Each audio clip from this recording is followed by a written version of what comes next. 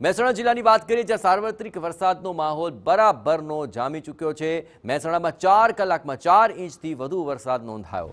નીચાણવાળા વિસ્તારોની જો વાત કરીએ તો પાણી થઈ ગયા છે। તમામ વિસ્તારો ખાસ કરીને મોઢેરા રોડ, હીરાનગર રોડ, બસ પોર્ટની અંદર પણ પાણી ભરાઈ ચૂક્યા છે।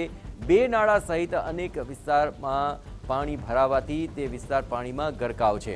રસ્તા પર પાણી ફરી વળતા વાહન ચાલકોને પણ હાલાકીનો સામનો કરવો પડી રહ્યો છે।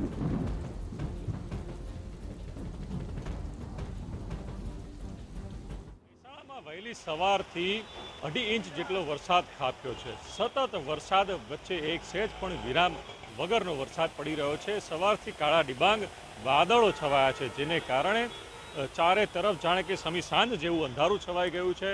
અને મહેસાણા માલ godown road, Mehsana Modhiya road, Mehsana Radhanpur road, મહેસાણાનું ગોપીનાળું, મહેસાણાનું ભમરિયું નાળું, માનવ આશ્રમ વિસ્તાર સહિતના જે નીચાણવાળા વિસ્તારો છે એ તમામ જગ્યાએ ઢીંચણસમા અને કેડસમા પાણી ભરાઈ ગયા છે।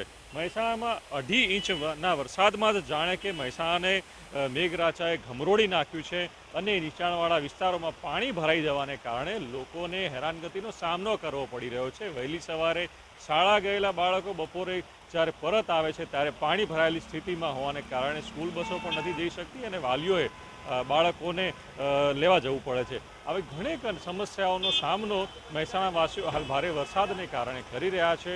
ત્યારે આશા છે કે થોડાક સમયના વિરામ બાદ આજે ફરીથી પડેલા સારા વરસાદને કારણે ખેડૂતો પણ રાજી થાય। મહેસાણાથી મનીષ મિસ્ત્રી, TV9। તો આ તસવીરો આપ જોઈ રહ્યા છો।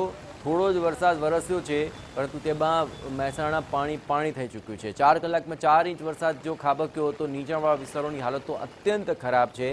આ 4 ઇંચ વરસાદની અંદર નીચાણવાળા વિસ્તારોની અંદર આ વાહન ચાલકોને પારાવાર મુશ્કેલી પડી રહી છે।